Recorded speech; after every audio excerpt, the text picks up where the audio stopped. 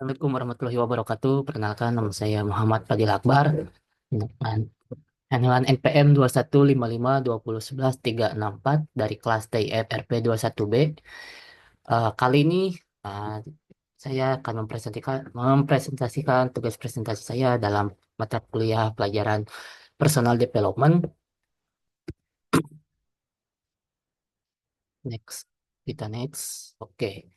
Hari ini saya akan membahas presentasi saya dengan tema yaitu melatih keterampilan dan kecakapan berbahasa Inggris dengan turis asing untuk melatih skill komunikasi dalam pengembangan diri. Ini disusun oleh saya sendiri, Muhammad Fadil Akbar. Oke, pendahuluan pertama tentunya saya ingin mengucapkan terima kasih kepada dosen mata kuliah Personal Development yang terhormat Bapak Jack Febrian Rusdi, STMT, yang sudah memberikan kesempatan untuk saya dalam menyusun materi presentasi kali ini. Semoga presentasi ini dapat menjadi ilmu baru yang bermanfaat dan berguna di masa yang akan datang. Oke, kita langsung ke pembahasan saja. Di sini mungkin teman-teman pernah atau mungkin sering berjumpa dengan turis asing ketika berada di sebuah tempat wisata gitu. Lalu teman-teman terbesit dalam pikiran untuk mencoba mengajak bercengkrama atau mengobrol dengan turis tersebut. Tapi seringkali kita merasa malu atau tidak percaya diri ketika kita ingin mengajak mengobrol dengan turis asing tersebut. Mungkin kita merasa gugup atau malu atau mungkin yang paling mendasar adalah kita tidak pede dengan skill berbicara bahasa Inggris kita yang kurang baik sehingga seringkali membuat kita menjadi tidak percaya diri dalam membuat kita menjadi tidak percaya diri. Padahal bisa saja nih turis tersebut sedang membutuhkan bantuan kita untuk menanyakan arah atau jalan ketika di tempat wisata tersebut.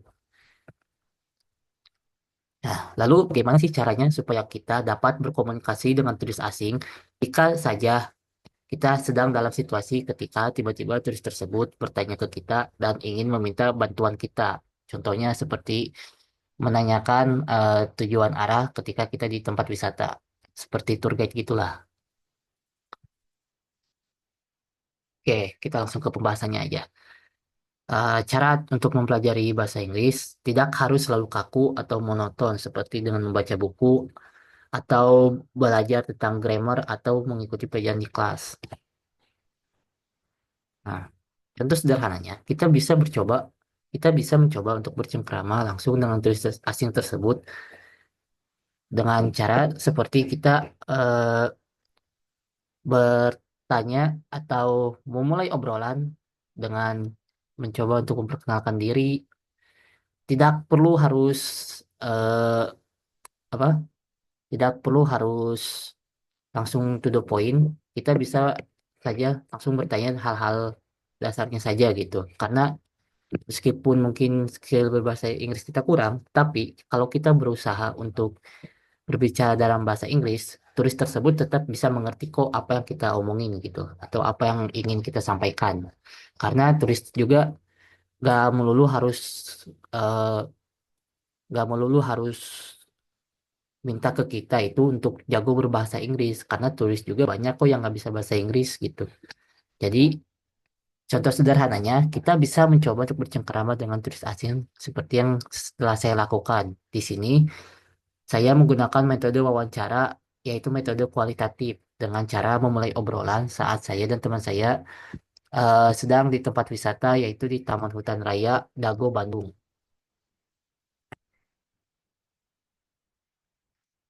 Nah, sorry. Nah, di sini saya dalam hasil kuesioner yang telah saya list atau saya isi di sini, saya mengisi CRM atau Customer Relationship Management dalam sebuah aplikasi yang digunakan entitas. Nah, kenapa yang dipilih ada Customer Relationship Management?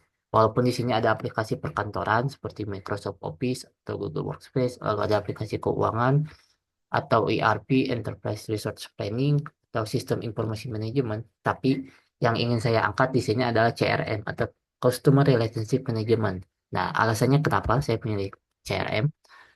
Oke, karena CRM dapat membantu kita dalam melatih skill komunikasi dengan cara membuat suatu koneksi atau keterikatan pertemanan agar dapat membantu kita menjadi pribadi yang aktif, percaya diri, dan memiliki skill komunikasi yang baik untuk melatih public speaking agar bisa dimanfaatkan pada saat kita mencari kerja nanti di sebuah perusahaan.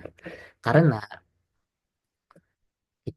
percuma dong kalau kita misalnya punya skill, contoh dalam hal informatika seperti kita jago coding atau membuat website, tetapi kalau public speaking kita kurang, itu bisa menjadi sebuah kelemahan terbesar bagi diri kita, apalagi saat kita bekerja di sebuah perusahaan besar gitu. Karena di perusahaan besar itu yang diutamakan memang ada skill teknik juga, tetapi skill dasar seperti skill berbicara di depan umum, di depan klien, itu juga sangat penting sekali, teman-teman. Kalau kita tidak menguasai itu bisa menjadi sebuah eh, kelemahan besar dan tentunya bisa merugikan perusahaan, karena perusahaan bisa saja kehilangan klien atau investor yang akan menginvestasikan eh, saham mereka di perusahaan kita.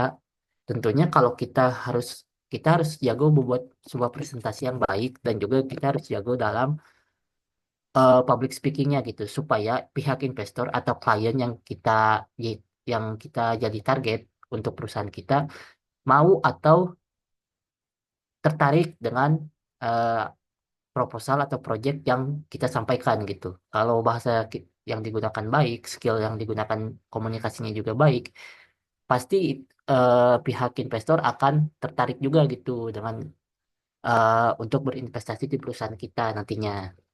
Oke, selanjutnya. Nah, lalu dengan mempelajari soft skill tersebut, manfaat yang dapat saya ambil adalah saya dapat membantu turis tersebut dalam memandu mereka menuju tujuan yang mereka inginkan. Lalu saya juga bisa mengembangkan dan mempraktekkan skill berbahasa Inggris saya secara langsung di lapangan dan membuat saya bisa menjalin hubungan pertemanan dengan turis asing tersebut dan juga dapat menambah relasi bagi saya di kemudian hari. Nah, maksudnya adalah jadi kalau kita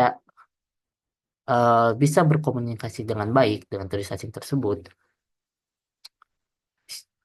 tentunya tidak menutup kemungkinan kita bisa menjadi teman, kita bisa menjadi teman dan kita bisa menambah relasi dengan turis tersebut karena tentunya eh, hubungan pertemanan itu bisa juga dengan teman dari negara lain gitu. Apalagi kan sudah banyak tuh mahasiswa-mahasiswa yang seperti yang misalnya mengikuti program pertukaran pelajar, lalu mereka kuliah di luar negeri. Nah, itu kan tentunya mereka harus punya banyak teman tuh. Nah, tentunya berteman dengan orang asing, dengan orang dari negara lain, itu juga dapat membantu kita loh dalam mengembangkan skill untuk eh, mempraktekkan skill berbahasa Inggris kita secara langsung karena s- eh, ketika kita tentunya membaca buku bahasa Inggris lalu kita terpikirkan untuk mencoba mempraktekannya langsung itu bisa melatih skill kita dan juga bisa mengembangkan diri kita supaya lebih percaya diri lagi teman-teman. Tentunya ini adalah sebuah skill personal development yang sangat baik, sangat membantu dan sangat bermanfaat bagi diri kita karena tentunya skill berbahasa Inggris ini adalah skill yang sangat eh, hu- mungkin sekarang hukumnya sudah wajib kali ya untuk dipelajari karena tentunya semua eh, apa itu namanya semua dasar kehidupan kita sekarang sepertinya sudah ter terglobalisasi gitu sudah atau sudah tercampur dengan budaya luar gitu tentunya dengan kita bisa belajar bahasa Inggris yang baik kita bisa tahu istilah-istilah atau kata-kata yang tadinya kita tidak tahu dalam dalam kita tahu akhirnya kita jadi tahu gitu. Nah, tentunya ini kan bisa melatih kita nih, apalagi nanti saat kita di dunia kerja nanti gitu. Karena tentunya bisa saja investornya atau kliennya bukan dari orang Indonesia juga, bisa saja dari orang luar negeri gitu. Yang tentunya kan kita membutuhkan skill bahasa Inggris. Gitu, teman-teman. Oke, selanjutnya ini ada dokumentasinya nih dari narasumbernya. saat saya dan teman saya kita berkunjung di Taman Hutan Raya Dago. Oke. Untuk di sini ada latar belakang narasumbernya nih.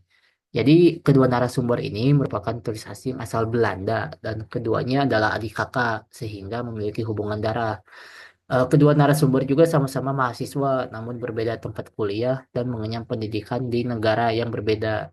Narasumber satu atau kakaknya berkuliah di Amsterdam, Belanda, sedangkan narasumber dua atau sang adik berkuliahnya itu di Finlandia. Namun keduanya memiliki hobi yang sama yaitu traveling dan kebetulan sedang berkunjung ke Taman Hutan Raya Dago Bandung untuk mencari suasana alam pegunungan yang masih asri dan jauh dari kebisingan kota. Oke, next.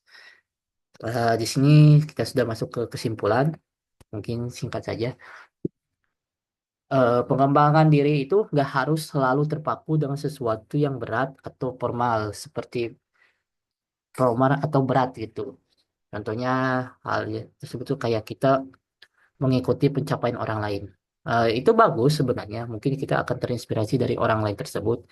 Tapi kalau kita terlalu terpaku dengan orang lain, tentunya kita bisa kalau kita sampai terpaku dengan orang lain, tentunya itu juga nggak bagus gitu buat diri kita sendiri. Apalagi berarti kalau kita terlalu terpaku dengan orang lain atau terlalu ingin mengikuti gaya orang lain, eh, itu sama saja berarti kita tidak percaya dengan diri kita sendiri gitu, teman-teman.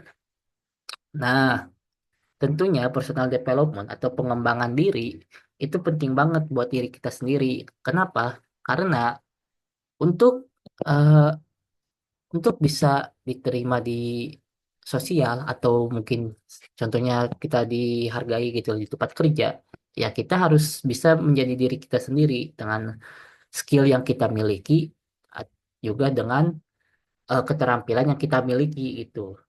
Nah, jangan takut untuk gagal tentunya karena kegagalan itu adalah bagian dari proses gitu teman-teman. Karena orang orang lain yang contohnya orang lain yang kita idolakan itu pun pasti mereka mengalami kegagalan dulu gitu, nggak langsung berhasil gitu aja. Nah, tentunya kita juga nggak bisa lihat mereka itu dari lihat pencapaian orang lain itu dari hal positifnya aja atau dari kasarnya sih enaknya aja gitu. Misalnya kayak oh lihat oh karena dia mas sekarang udah sukses kerja di perusahaan ini, belum tentu. Mereka pun pasti perjuangannya sangat berat gitu teman-teman di masa lalunya gitu. Nah, jadi yang ingin saya sampaikan di sini adalah skill sederhana seperti contohnya mempelajari bahasa Inggris dengan baik dan mencoba untuk mempraktekkannya secara langsung kalau ada jika ada kesempatan itu dapat melatih dan mengembangkan diri kita menjadi pribadi yang lebih baik dan berguna bagi orang banyak. Kenapa berguna bagi orang banyak? Karena dengan skill bahasa Inggris yang baik, bisa saja kita menjadi seorang tour guide atau pemandu wisata yang tentunya dapat bermanfaat bagi turis asing yang baru berkunjung ke tempat wisata atau ke kota tersebut gitu. Tentunya dengan penyampaian yang baik, sopan, dan juga dengan cara berakrab akrab dengan turis tersebut, tentunya kita juga bisa menambah pertemanan loh sama dengan turis asing tersebut dengan orang lain dari negara lain dan tentu itu kan bisa nambah relasi buat diri kita sendiri gitu. Dan juga itu tuh bisa melatih kita untuk lebih percaya diri lagi, teman-teman. Jadi banyak banyak banget eh, hal-hal dasar dalam pengembangan diri yang sebenarnya walaupun mungkin terdengar kecil, hal tersebut kecil, tapi dampaknya sangat besar, apalagi buat diri kita sendiri. Manfaatnya itu sangat besar banget gitu. Jadi jangan takut untuk salah, jangan takut dan juga jangan takut untuk belajar, belajar belajar hal-hal baru gitu. Karena belajar hal-hal baru itu pun dapat memberikan kita insight atau sebuah masukan atau ya itu tadi manfaat atau hal yang baru yang dapat membantu kita dalam mengembangkan diri kita lagi gitu teman-teman. Oke, sekian. Terima kasih atas perhatian dan waktunya. Atas presentasi ini, mohon maaf kalau bila masih banyak kekurangan tentunya di dalamnya. Semoga saya harap presentasi ini dapat memberi ilmu baru dan menambah motivasi bagi pembacanya. Sekian yang bisa saya sampaikan. Terima kasih. Assalamualaikum warahmatullahi wabarakatuh. Terima kasih semuanya. Assalamualaikum warahmatullahi wabarakatuh.